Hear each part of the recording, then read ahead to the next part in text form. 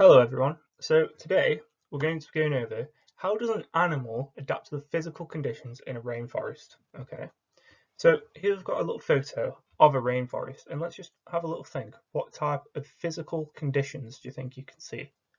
Just have a little ponder and we'll come back to this a bit later in the session. Okay, so in order to know about how animals adapt to the physical conditions of a rainforest, we'd have to know about a rainforest itself. So for this lesson, we're going to be going over the Madagascar Lowland Forest, and I'm sure you can guess where the Madagascar Lowland Forest is. It's in Madagascar. In Madagascar, it's a island country, okay, and you might think, looking at that map, it's pretty close to Africa, and the closest country in Africa is Mozambique. You might think it's pretty close to Mozambique, but it's actually 400 kilometers away, so that's quite a swim. Okay. Now, the tropical forest that we're looking at is called the lowland forest. Okay, and this is just a thin strip of forest, and it goes along the east coast of Madagascar, and you can see it in this map. If you look here, this purple bit, that is the lowland forest. You can see how it's just a little strip that goes right along the east coast. Okay.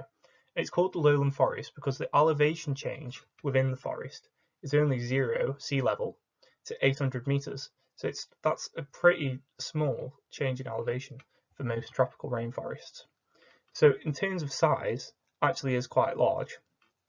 It's 112.6 thousand kilometers squared in size. Okay, and just for the sake of comparison, a football field, typical football field, that's about a kilometre squared.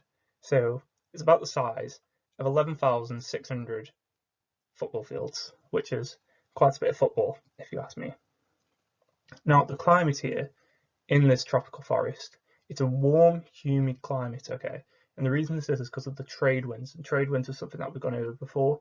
It's the effect of the Coriolis effect, so the spinning of the Earth. And as the cooler air comes down towards the equator, it's pushed along east to west. Okay, and you can see here how the lowland forest is on the east coast, so the trade winds will be coming in this way, and it'll bring it all of this rainfall. Okay, and it gets 2,000 to 6,000 millimeters of rainfall a year. Okay, that's quite a bit. So it's nearly constantly raining, and because of this, all this warm, humid climate, and there'll be little seasonality as well, so there won't be much of a winter here. The trees here can grow really tall, so we get 30-meter tall canopies. Okay, and along with this, because we've got all of this energy from the sun and all this rainfall, it can sustain a lot of life. So there's actually a really, really big, really great diversity of endemic species. Okay, and I want you to think, what does endemic mean? If you know, have a think. I will tell you now. Endemic means that it's a species that's only found in that location. Okay, and a good way to remember endemic species in Madagascar is, how is an animal going to swim? There's 400 kilometers to get there, so they must have been on this island when they were evolving, so they're stuck here. They only exist here, so they're endemic. Okay, it's almost similar to being native to somewhere, but it's only found in that location. Okay, so here I've got some more photos of the Madagascar lowland forest. What I want you to do is think, what physical conditions do you think we'll find here? Having a look at some of these photos. Well, first off, we've got a high amount of rainfall, which is what we just went over. It's got high humidity. Humidity means the amount of moisture in the air. Okay, and a good way to think about high humidity is, if the air is already filled with moisture, then when you're sweating, you can't cool down by sweating, because traditionally you would sweat, it would evaporate, and as it evaporates, it takes the heat off you. But that can't happen in high humidity because the air is already filled with moisture. Okay. Now, we can also see a very tall canopy. Again, 30 meters, what we were just talking about. And this canopy is going to be really thick. And the issue with that is that no sunlight can penetrate through the canopy.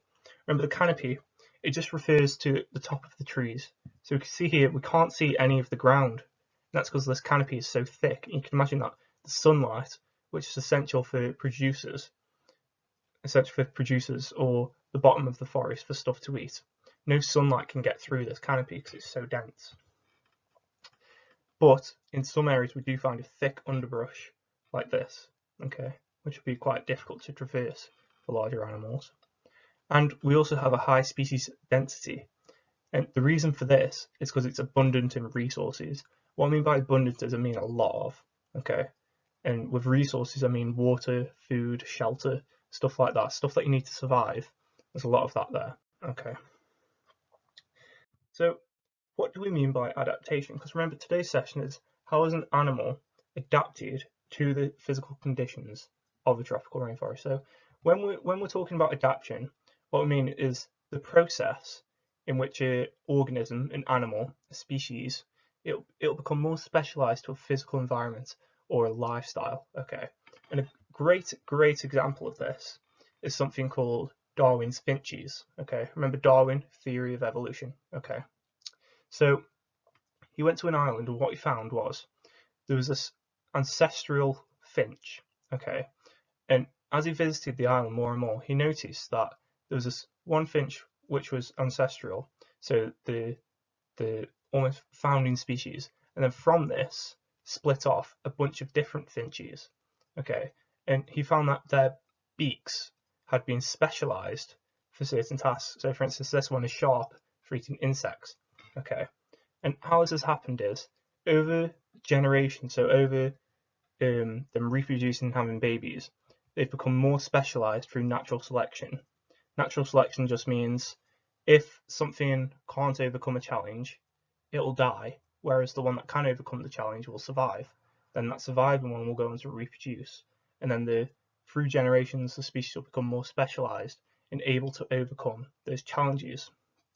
And typically these challenges are just part of their environment. Okay, so let's talk about an actual animal which has adapted what we've just gone over to the physical conditions which we've also gone over of a tropical rainforest, which we've gone over. Okay, so we're bringing it all together now to really answer the question for this lesson. So let's meet the eye. Okay, now try not to scream in horror, but here we see an eye. Now, as we've just talked about adaptations, let's have a look at these photos and see what type of adaptations we might be able to see. Well, we can see that it's got a strange hand, it's got large ears, and it's quite dark. Okay, just have a think of how these things might be adaptations. Okay, so let's meet the eye properly. So it's a primate. Okay, and primate just means it's like the order of species. So humans are primates, monkeys are primates, and lemurs are primates. So an eye is actually a subspecies of a lemur. Okay, and it's actually there we go, member of the lemur family. It's actually endemic to Madagascar. Endemic is that term that we went over just. It just means that they're only found there. They're not found anywhere else. Okay.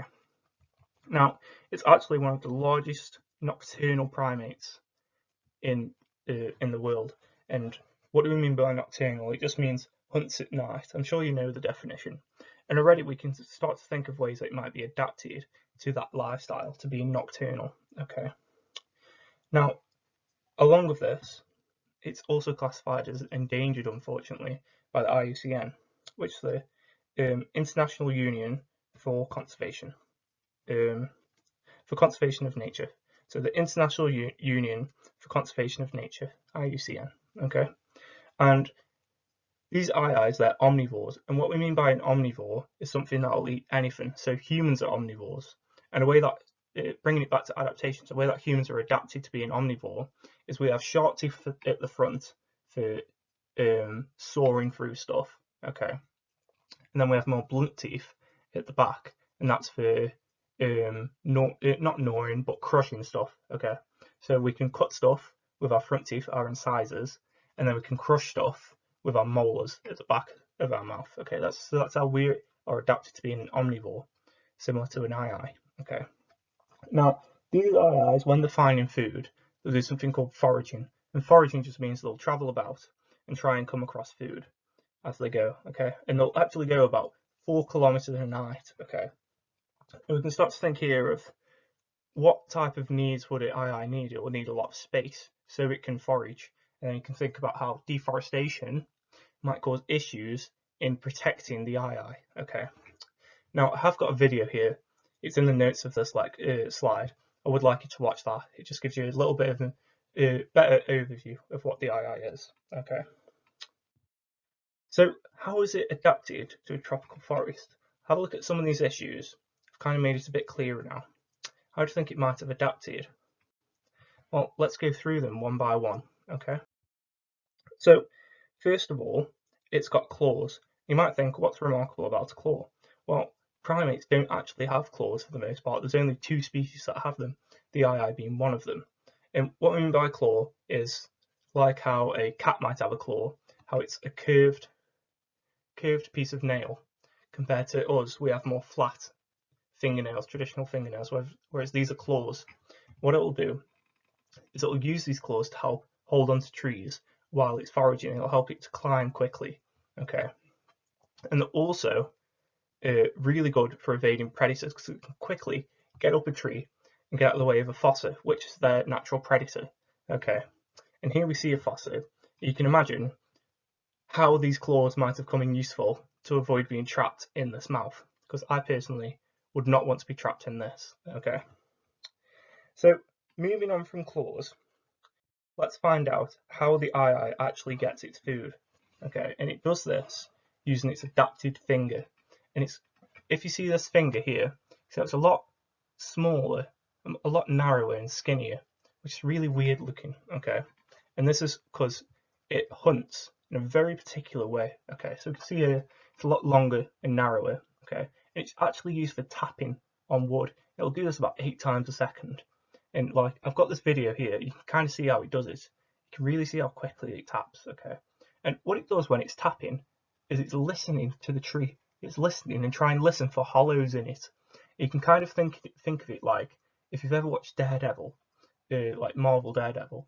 Think about it like that. How he will listen to the noises and he can identify what's around him. Similar to the ii, the ii will listen with its ears and it can hear hollows in the wood. Okay, and this is called percussive hunting. Percussive meaning, if you think of percussive instruments like a drum, how you bang on a drum, it's percussive hunting because it's tapping on the wood. Okay, and I've got a little video here. I'll just show you how they hunt. Okay, just show you percussive hunting.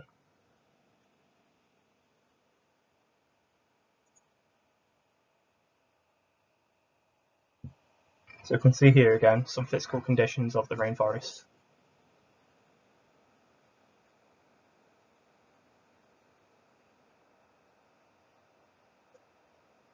And this is why it's endangered, because everyone thinks it's a demon. And there we see it tapping. Okay.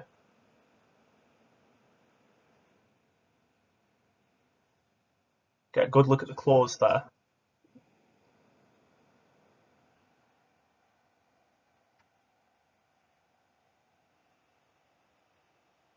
See, there's 8 taps a second there. So it's listening for the hollow channels.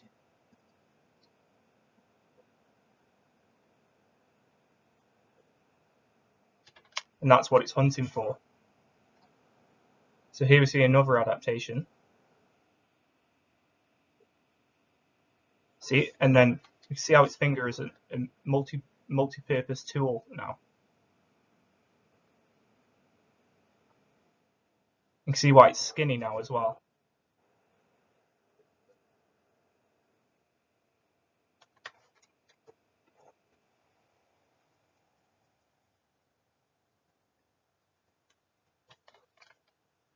Again, we see a different purpose now for the finger.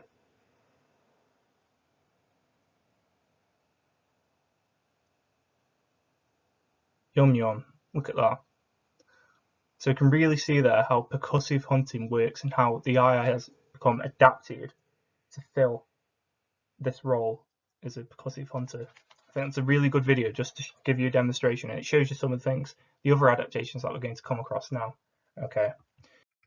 So we could see in the video how it uses its ears to listen to its taps that it's making on the wood. What it's trying to do is it's trying to listen to the hollows inside it. Okay. You can also see they're almost shaped like satellites. Okay. The reason this is it's got ridges inside its ear. We can see them here. It's got ridges inside its ear, and what this does is it channels sound waves towards its eardrum, so it can really get a good good understanding of what's happening inside the wood, okay, inside the tree, okay. It allows it to make a mental map of tree hollows, right? And inside these tree hollows, it's actually trying to find grubs, okay. And grubs are really juicy meals for an eye. Now, the satellite shape, it wraps around the tree, trapping as much sound as it can, and it can really get a good listen to what's inside these trees, okay.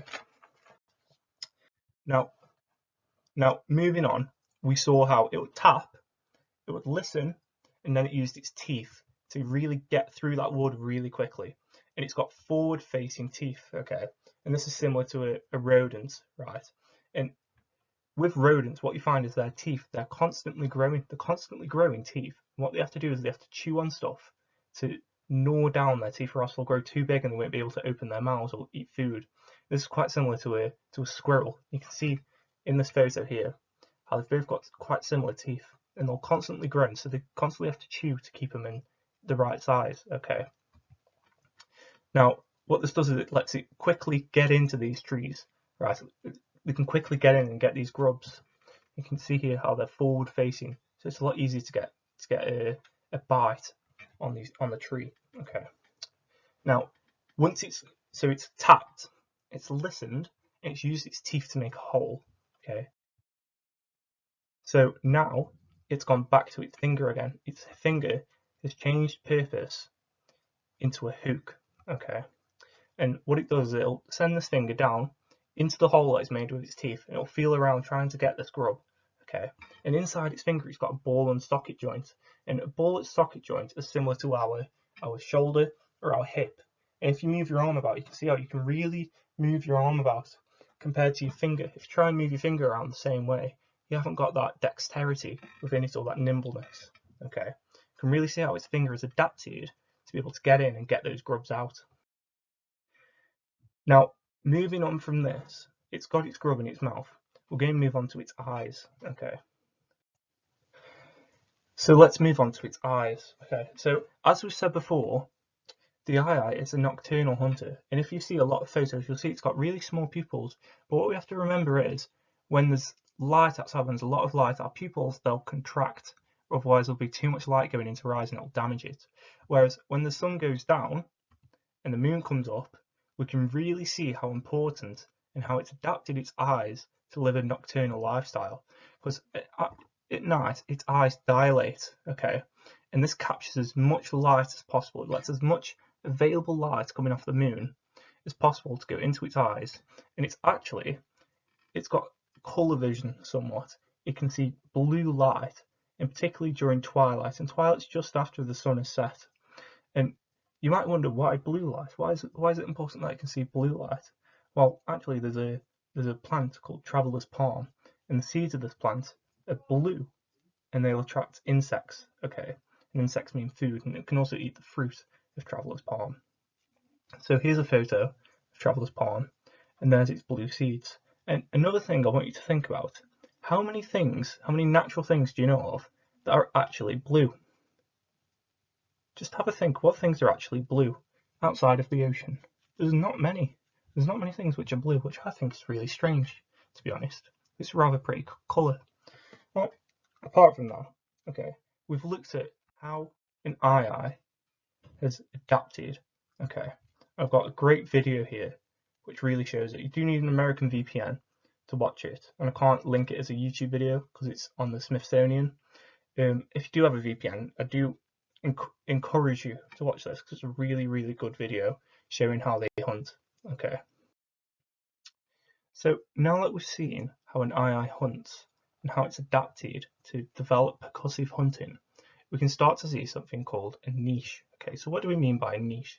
Well, first of all, we know that adaptation is to be able to overcome the challenges of your environment, right? And one of the AI's environmental challenges is to find food so it can survive and doesn't starve, right? So a niche, it's the matching of an organism to its environmental characteristics. In other words, it's the response of an organism to the distribution of resources, and this might sound a little bit more difficult to understand, okay, but if we can think of it like say there's a resource that not many people use. For instance, let's use the example of blood. Okay, a bit dark, but let's use the example of blood. A mosquito has found the niche of drinking blood as food. Okay, can we see how how we can define a niche now, is a specific way that an organism has found to gather resources. Okay, so we can see how a mosquito's niche is to be a bloodsucker, and an aye's niche is to use percussive hunting. We can see how it's developed it now. So a tropical rainforest, they're filled with trees, and these trees contain grubs, and not many things can eat these grubs because they're in the safety of the tree. Okay, now an aye's niche is to eat these grubs in the tree using percussive hunting. So we can see how now the eye, bringing it full circle, the eye has adapted to fill its niche of percussive hunting. Can you see how it's all come together now? I think this is a good way to bring all the elements together of the physical conditions, and because of these physical conditions, a niche is being created. And so because of this niche, the eye, it's adapted to be as efficient as possible in getting these grubs out of the trees. Okay, and so we can bring it all together then. So yeah, there we go. I've spelled it out for you, but can you see how the eye has adapted to its physical environment? Bringing it back to the original question, how has an animal adapted to the physical environment of a tropical rainforest? We can see it now as we've gone through this lesson. So as a wrap up for this section, let's label a diagram of an eye. And what I want you to do, I want you to show me its adaptations. I want you to explain me what they're used for and how it's adapted to environments. Okay, and here's the slide for you to print out. Obviously, if it's in a lesson, I could print this out for you. Okay, so we'll just do that. Probably in a lesson we'd spend about 10-15 minutes doing this. We're about 20 minutes in now. Okay, so moving on from this, let's have a look. How is a plant adapted to the physical environment of a tropical rainforest? Okay, now for this, we're going to use the Madagascar Lowland Forest again. Just a quick refresher, in case you didn't get the notes down. It's an island country, 4 kilometers away from Mozambique in East Africa. It's a thin strip along the eastern coast with 0 to 800 meters elevation change. It's 112,600 square kilometers. It's got a warm, humid climate, 2,000 to 6,000 millimeters of rainfall, tall canopy, great diversity of endemic species. Again, endemic, that's a really good key term there. Right. So now that we've talked about our forest that we're using, what challenges are there for a plant in this forest, in a tropical rainforest? Well, to survive, it needs water, it needs soil with enough nitrogen. Nitrogen is a very, very key nutrient within soil. It needs sunlight for photosynthesis. Okay, so let's go into our tropical rainforest knowing this. Well, the lowland forest, it gets 2 to 6,000 millimeters of rainfall, so that's water checked. The constant shedding of leaves creates soil matter, so that's soil checked. However, the near constant rain causes something called leaching. And how we can think of leaching is if we have all of our leaves, which are building soil, they're all filled with nutrients, okay? Whereas when it starts to rain, all of these nutrients get sucked up into the water, and this water will go down into the soil, and then the nutrients will disappear, and that's called leaching. And we can imagine it as like the water washing away the nutrients, diluting them and washing them away, and that means that our soil become poor quality and they'll lack nitrogen. Okay, they become nitrogen poor soils. This is really common throughout tropical rainforests. Okay, now another issue with sunlight is that trees can grow very tall and they have really dense canopies, meaning no sunlight can get to the bottom of the forest floor. Okay, so from this we can see some of the issues. The dense canopy, it blocks sunlight from reaching the forest floor, but trees actually create a structure to reach that sunlight. You think of it almost as a ladder to climb up and reach the upper areas of the canopy where we can start to get some sunlight. And insects contain nitrogen, so we can start to see what route we're going down here. Going down the route of a plant that can climb a tree and eat an insect. Okay, and we can see here a niche start to form, right?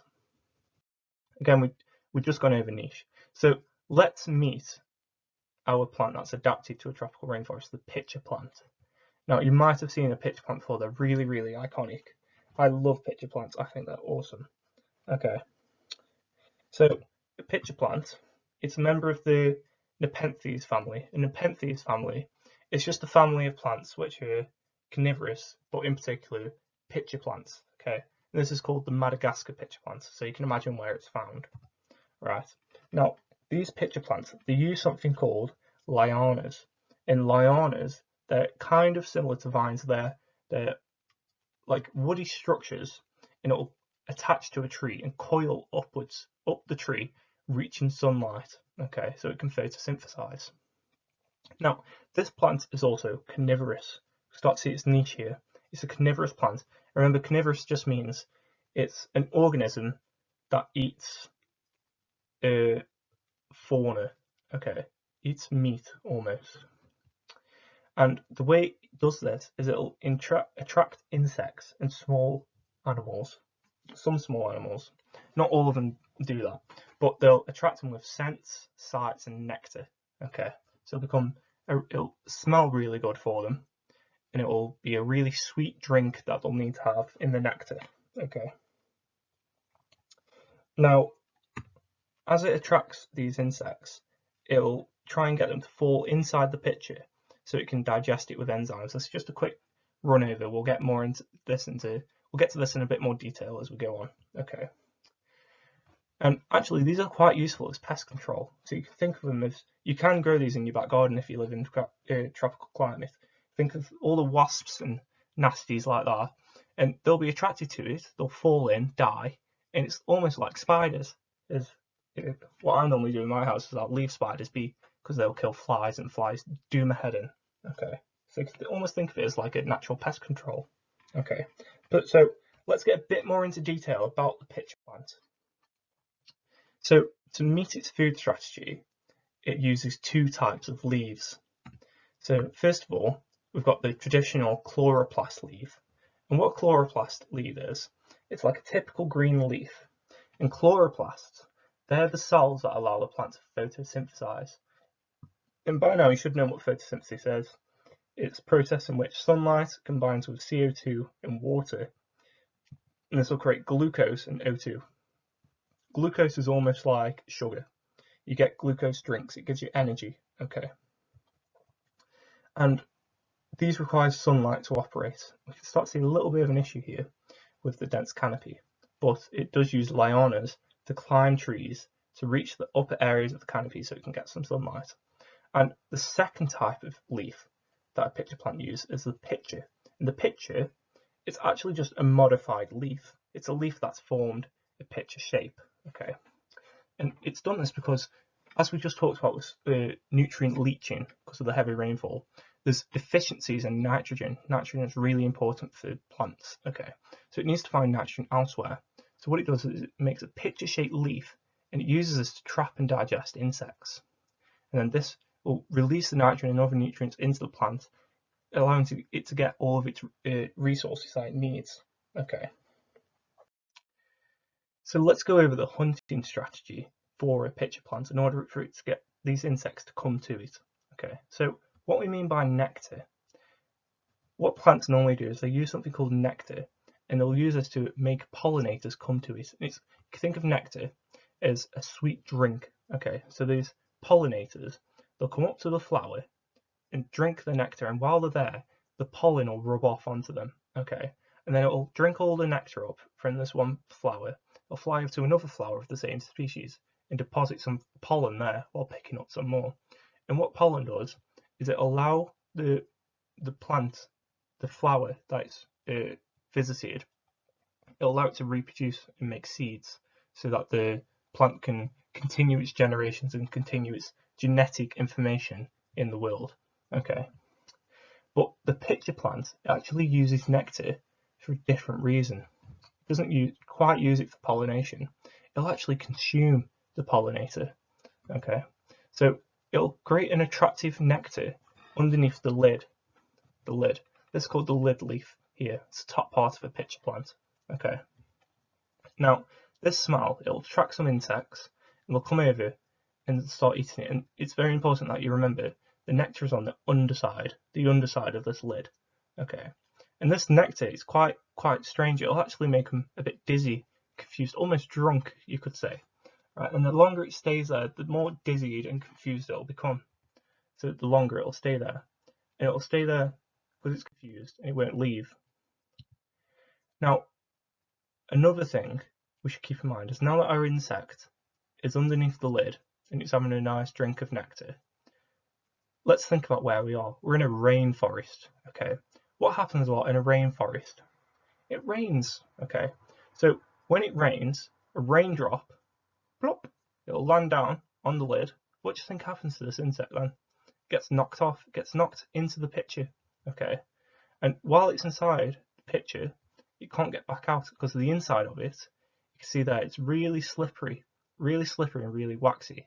And unfortunately in this one, a frog's falling into the bottom, okay? So the inside of them is really slippery and waxy, so the insect can't get back out. So now it can't escape. And another important adaptation of this leaf is it'll stop rainfall from filling up the pitcher. So you can always think of it as like, if this were to get filled up with rainwater, it'll become too heavy and it might fall off. Okay, but let's focus on the insect. So now the insect's inside the slippery pitcher. Okay, and I've got here a video. I hope it'll play.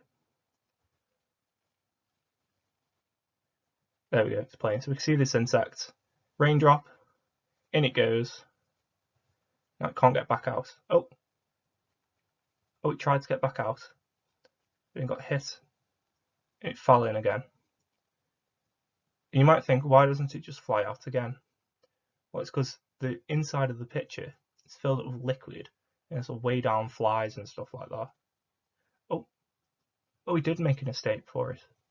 Okay, lucky fly, let's say. So moving on from that, we can see that most flies aren't as fortunate, and some of them will get stuck in this liquid. And what this liquid is it's something called digestive enzymes.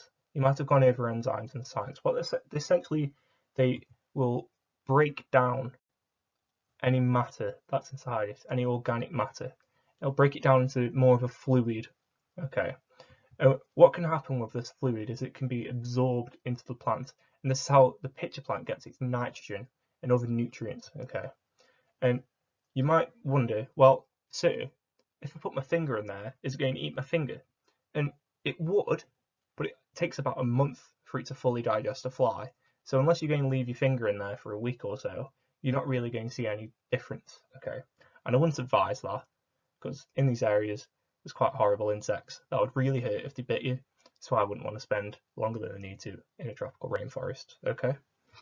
So we've seen now how it's adapted to have a leaf lid. It'll create nectar underneath. The insect will be attracted to this nectar and have a little drink. Then it will start to rain. The rain will plop, hit the leaf, knock it in. It'll get stuck in the fluid because it can't get out, can't climb up the walls to get out. It's stuck in the fluid. It starts to get digested and killed and drowned. Okay, and then it gets broken down and absorbed into the plant. Right. So what I've got here is a little video, and it just shows that process a little bit of how they fall in and get digested. It's not the best video to explain it. There is a really good BBC one, but I couldn't quite track it down. Okay, I might need to skip around in this a little bit, if possible. Let me see if I can just... Okay, I can't quite skip around.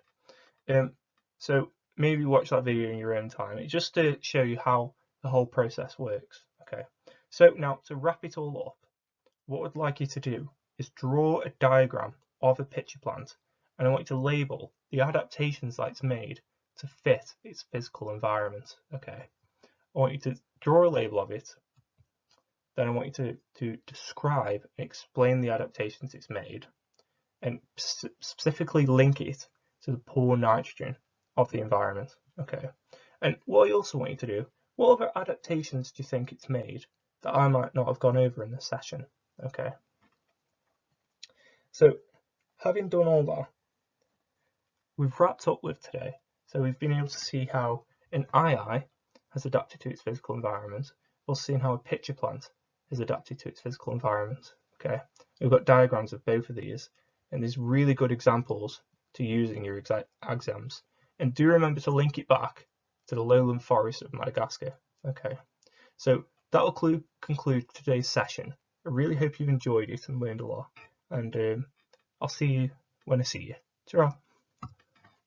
Oh, sorry, forgot to mention, after drawing this diagram, here's what the kind of stuff that you should have found. So you should have found an edge coated with nectar underneath the leaf tip. Okay, a smooth and slippery inner surface to keep the insect in there.